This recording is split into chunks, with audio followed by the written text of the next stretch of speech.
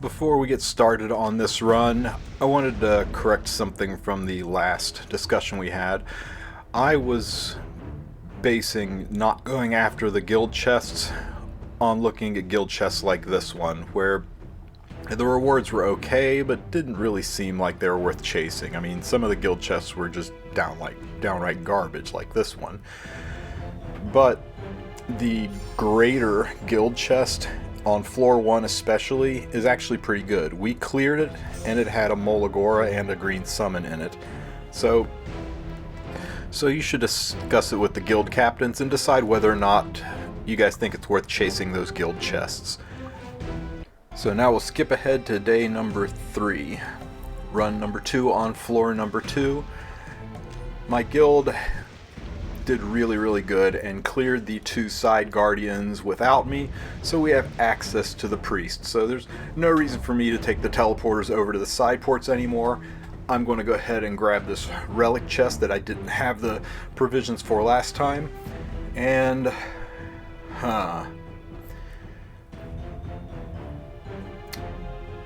normal monsters, greater experience points.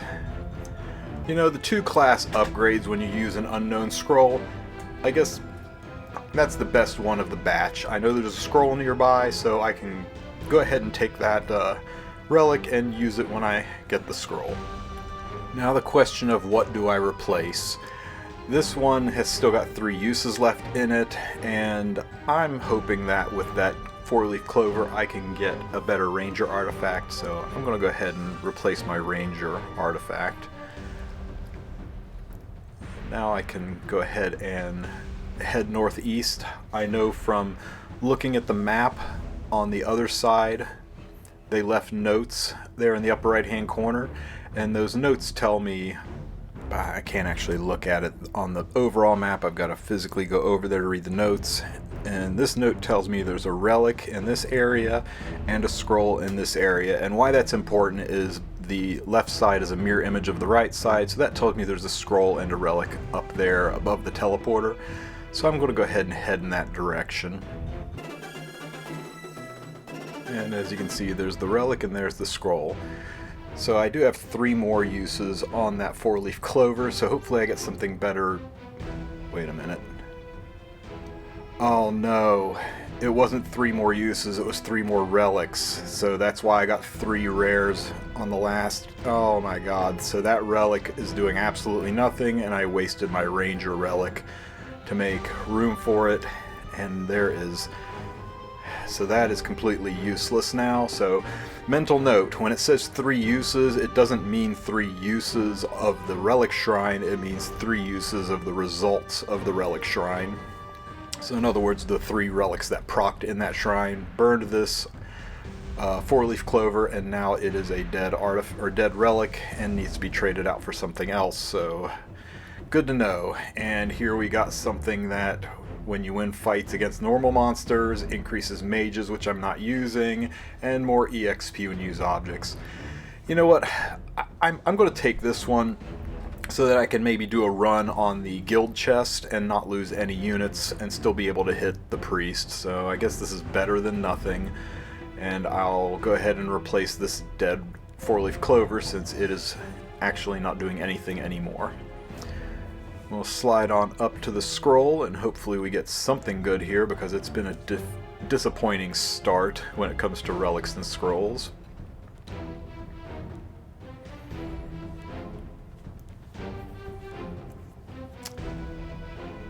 Well, that is a big old pile of garbage. My soul weavers are not level 6 or level 5, and I don't want 2 random heroes to die.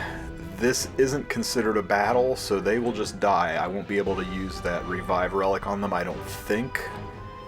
And you know, it's only a difference between 1 class currency and 2 class currencies, and I know I'm getting ready to do a bunch of fights, so I'm just going to take the middle one.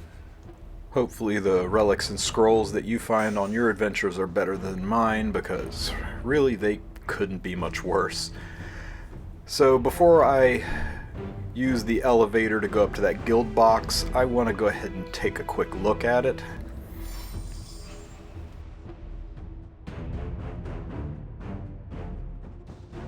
I want to make sure it's both worth the effort and that my attacks aren't wasted chasing after that boss. So you can click on the chest and that will show you what's in it. This one's got a greater or an epic charm and a blue summon. That's not terrible, but when I looked at the boss, it's only got 25% health. So I think somebody else can finish this boss off pretty easily, and my attacks might be better spent taking out the priest. So instead of using the elevator, I'm just going to teleport straight to the priest because I only have 40 provisions left, and I want to make sure I get at least 3 solid attacks, maybe 4 solid attacks off. The tent has already reached its maximum usages, so no use walking over there to click on that. Scroll through the teleporter till I find one that is underneath of the priest and teleport to it. Remember, you can only do this once both wardens on the east and west island are killed. Until those are killed, the teleporters are disabled. So the guild is already doing pretty good work. After 3 attacks, we've already got it down to 75%. Looks like everybody else is doing 4 attacks on the boss, so I will try to do the same, although it's going to be tight with only 38 provisions. So this fight is the same as the fight on the previous floor, just more health and damage and so on. So what you need to do is take cleansers, because the boss will constantly be spamming defense breaks and poisons and attack breaks and such on you. You're also going to want to take debuffers, because the 5th attack I believe the boss does is almost guaranteed to wipe your team. It's 100% defense penetration if the boss doesn't have at least 3 debuffs on him. And the boss is immune to many debuffs, so you need to make sure you stack reliable debuffs.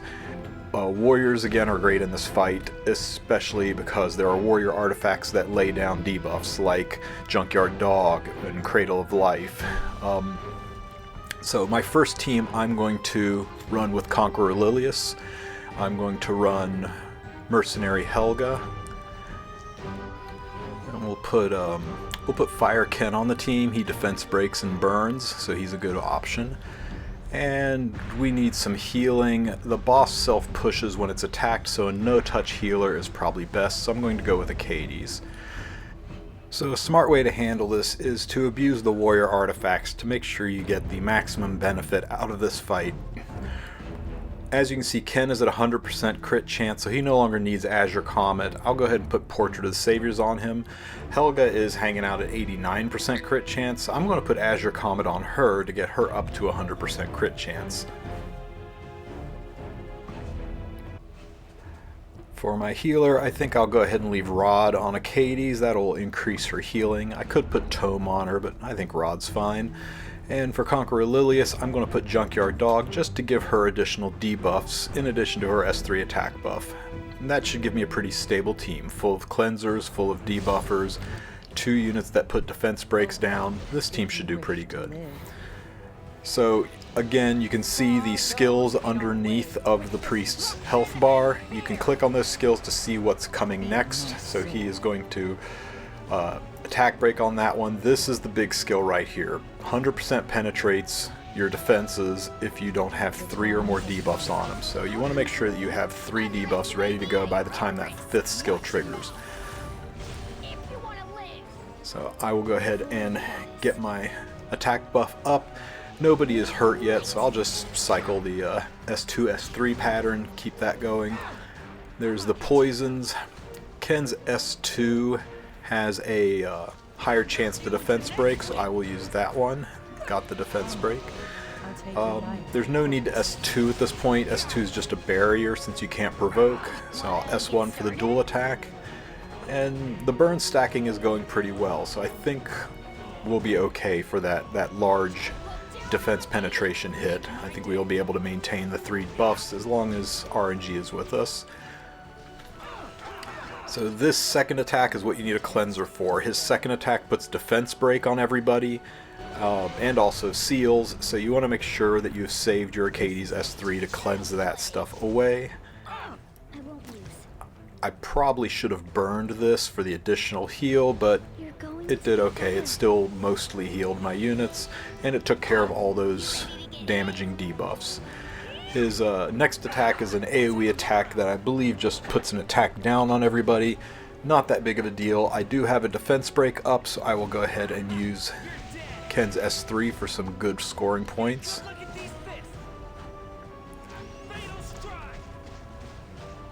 Not bad at all, 25k. And one more big AoE attack.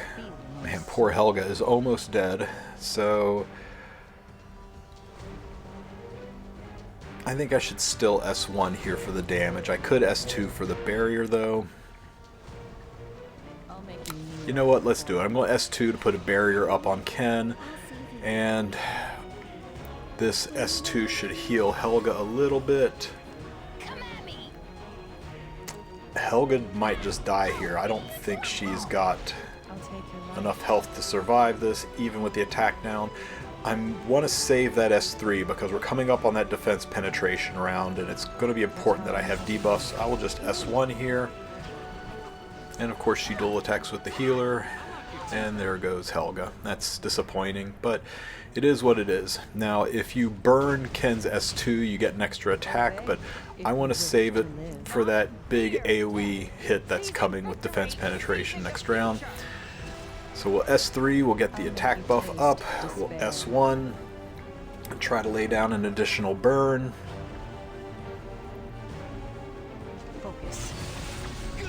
Did not get the burn, but we got a burn off of Ken, so we've got 4 debuffs up.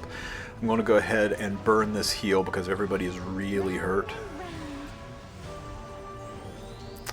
And we should be ready to take this big hit. Because we have 3 buffs, we don't have the defense penetration, and we survive. If we didn't have 3 debuffs on the boss, that would have wiped us 100%. Unfortunately, we have no way to strip that counterattack buff, so we're just going to eat a lot of hits here.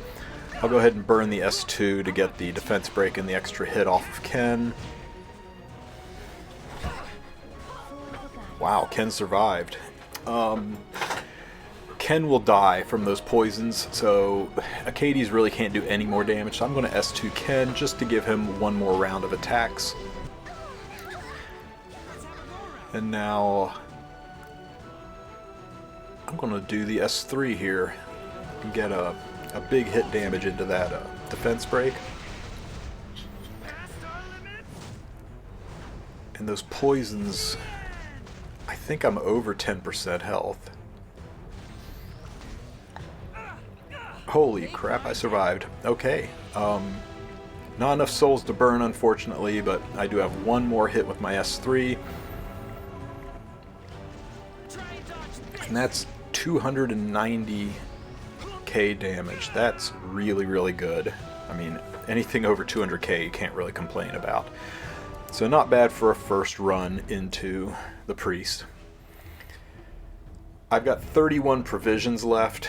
I counted it up with the teleporters taking 3 provisions to use both ways. That's 6 provisions plus the provisions to use the healing statues plus the 3 to 4 steps it'll take to get there. It's going to take me roughly 16 provisions to walk all the way to the healing statue, bring these 4 units and walk back. It takes 7 provisions to kill or to hit the boss, so that gives me enough to do 2 attacks and walk to the statue, heal, and still have 1 more attack. So I will be able to get 4 attacks off.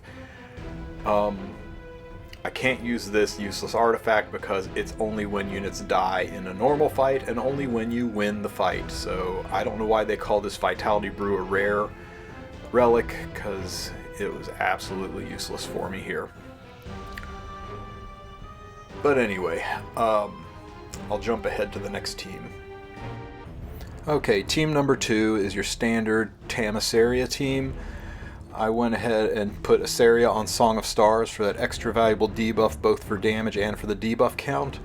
Luna I took and put her on Junkyard Dog for additional burns.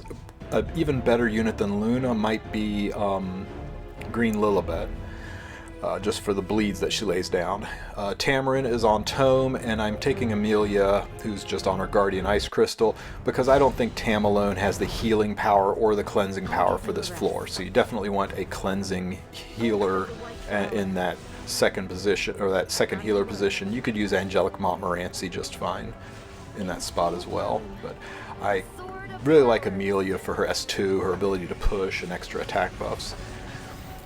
So we got all 3 of the debuffs from Iseria, and we reset Tamarin. I'm going to, since we got the defense break, I'm going to push up Luna and let her get off an attack. And that way when Tamarin transforms, she should be able to push Luna up for another attack relatively quickly. So let's see what kind of damage Luna does here. Wow, 35k. So this is going to be a very high scoring team.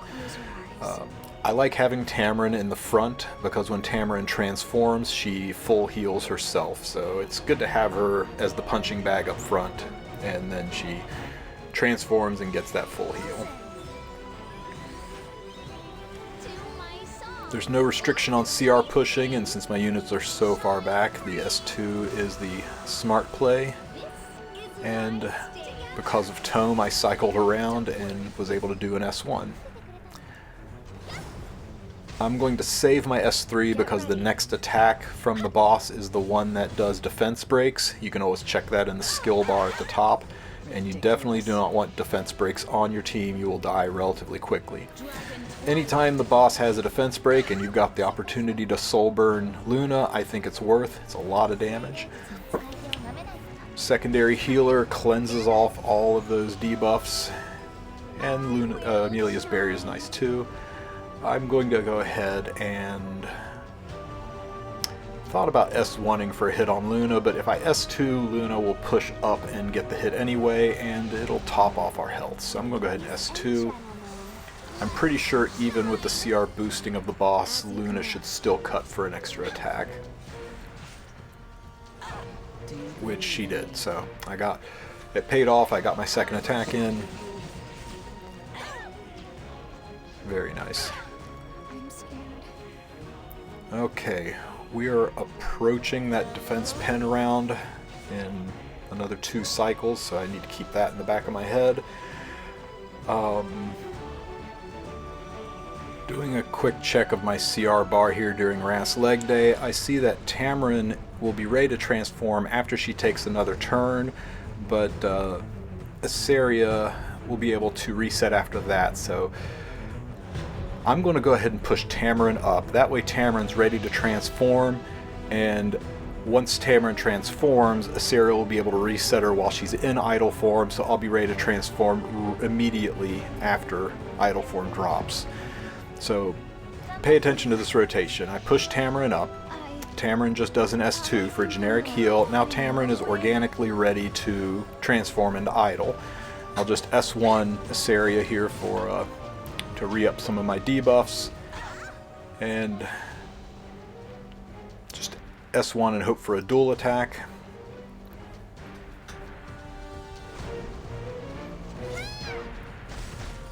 No dual attack. So Tamarin can transform, it gets rid of all of those debuffs. I can push everybody up while healing and giving an attack buff to Luna. Luna can... I'm going to go ahead and S3, yes. Even though the defense breaks up, I want to save the soul for later. And now I can reset Tamarin while she is in idle form. This totally works. You'll see it says -6 cooldown on her. So as soon as idle form drops, she's ready to transform right back into idle form a second time. Let's see if I can stick these debuffs. I stuck one of them. And that gives me the 3 debuffs, so I largely survived the attack because it had no defense penetration. Unfortunately, Iseria died, but you know what? She did her job. I'll S2 to heal everybody up. I'm going to go ahead and save my S2 because Luna should get a turn on her own, and then I can use her S2 to push her up later. I'll get a nice dual attack with Tamarin. Unfortunately, I don't have a defense break. I'm kind of regretting using her S3 earlier. I should have saved it to S3 here to land a defense break. Oh, rats, we lost Tamarin. That's disappointing. No more idle form, but That's okay. We're already scoring pretty well in this fight. I think Luna's going to get a turn on her own, so I'm going to save my S2 and use to push her later. She still has attack buff on, so I'm going to go ahead and S3. This will heal me up and get rid of those debuffs and give me some shields so that Luna should be able to take one more hit. Luna can go ahead and burn her S1 for a little bit more damage. And I'm not going to be able to push up ahead of the boss, but I will go ahead and burn to heal her. This burn will push Luna up so she'll get another attack, and the heal will hopefully give her enough health to survive this this attack that's coming in.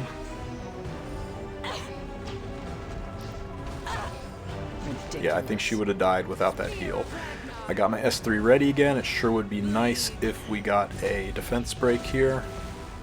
Hey, we did. And that's the end of the run. Except I got a really nice jump-in dual attack. Oh my goodness, and Emilia cut, so I can S2 push Luna. And I've got a burn. What a fantastic ending. So that is a really, really strong score. That is well over 300k, like 350, 60k damage in one run. That's my best team yet. So I'm really happy with that score. And it gave me the experience points I need to do a class level up. So I'll take a quick look at my class enhancements, and I have exactly 7, so my warriors are even more badass than before. And I've only got one ingredient left. I will save that for the future. So, taking a look at the boss, I don't really have any units left to make a full team. I've got Yufine, who's nice. I got Kitty Clarissa, who's usable. Hand Guy is actually a solid cleanser for this. He cleanses and he gives attack buffs. He's got debuffs on his S2. He pushes a little bit with his S1. Yeah, you know what? I'm going to put together a team with these units. All I need is a healer to go with them. I think I'll use Angelic Montmorency. Okay, so this is shaping up to be a pretty fine third string team using most of the units I already have drafted, so I don't have to enlist a lot of new people. Momo's got our cleanses. Mediator Kawerik has also got cleanses. We'll switch his artifact to, I think, Cradle of Life. Maybe another Junkyard Dog, but Cradle of Life is also a decent artifact for dropping debuffs. Momo is fine on Tome, so I'll leave her on that to help her with cycling. We'll go ahead and add Yufine to the team. She can stay on Portrait because we're still well above the 50% mark. Again, you could put her on Symbol of Unity if the priest is below 50% health, since Portrait will not work when the target is below 50% health. Kitty Clarissa, you know, she's doing so many dual attacks, and she's got a cleanse, and she's got a S2 debuff. I think I will put her on Junkyard Dog. That way, every time she attacks, she will dual attack with Yufine. Yufine's got a potential to defense break on her S1, and Kitty Clarissa will lay down burns from Junkyard Dog. So that's the setup I'm going to run. So let's see how team number 3 handles this fight.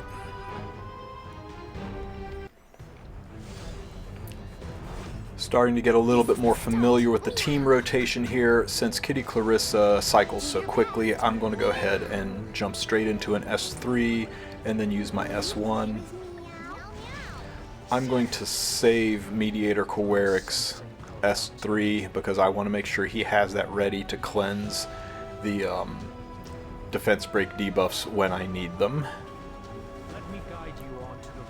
I'll use the S2 because the S2 gives everybody a barrier. And hey, I got an attack down debuff from that Cradle of Life artifact. Nobody needs healing, so I'm just going to S1 with Momo. There's no reason for her to use her skills yet.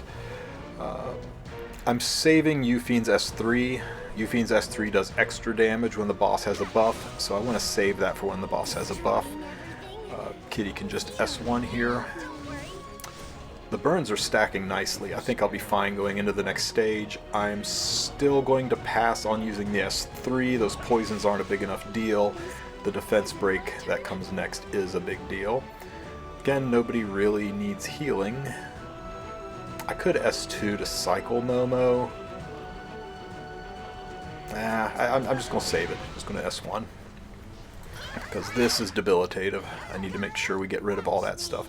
Now the boss has an attack buff. That counts as a buff, so Yufine's S3 will do significant damage here. Unfortunately, Yufine doesn't have an attack buff of her own, so it's not going to do as much damage as I wanted, but it should still do substantially more damage because it's going into an attack buff, or into a buff. Wow, 30k damage and I wasn't attack buffed myself. That is really nice. It is too bad the cycling was off and Kawerik went after Yufine, or that would have hit probably for 40 or 50k. So we're doing pretty good. Health is getting a little bit low, but yeah, Kitty's hurt the most, so I'm going to go ahead and S3 on Kitty. Momo's got very big pushes with her innate push and Magahara's tome, so she'll jump almost up to first place again. I could S3 here for the barrier, but Momo's getting ready to go, and I think Hand Guy will cut the boss. I'm just going to S1 to push Momo up a little bit. I don't know, hopefully I don't regret not putting the barrier up. This will cleanse the attack downs, and we are still a turn away from needing the big attack buff. That AoE is going to poison everybody. I'm tempted to save her transformation to cleanse the poisons, but I've still got Hand Guy and Momo who can cleanse poisons, so I'm going to go ahead and transform. And we'll go ahead and see if we can land a defense break here. Nope, no defense break. Get a second shot at it, defense break, and no. Oh well. Oof. Wow. Momo is almost dead, and I don't have a heal ready. It's not good. I've got to rip the S2 here just for the barrier and to get rid of the poisons, and hopefully for some debuffs. I got an attack break from Cradle of Life, I believe. So that's 2 debuffs. I need 1 more going into this Uber skill, so fingers crossed that we proc a burn off of her S1, or this run is going to be over. A burn or a break. If she S1, if I S3, I will get heal block, but that burn will fall off on his turn. So that's only 2. If I S1, I can get a burn, I can get a defense break, I get none of it. Oh boy, so I'm going to die because I only have 2 debuffs, I need 3, so that AoE hit wipes. An unfortunate end to what would have been a very high scoring run, but still, it was about a 220k score on that one, so again, really good. So I am out of units, but I have just enough provisions that I counted it out and I'll be able to make it. That takes 3, I've got 19 left, this takes me down to 16 left. I use this statue, which takes another 3. I'm going to bring back, of my 3 teams, the one that scored the best was the Iseria Luna team, so I'm going to bring that one back. That one scored so well because of a bit of RNG, but still, I'm going to stick with what worked. So I'll get Luna, I'll get Tam, I'll get Iseria, and I'll get Emilia. She was my backup healer. And you click recover.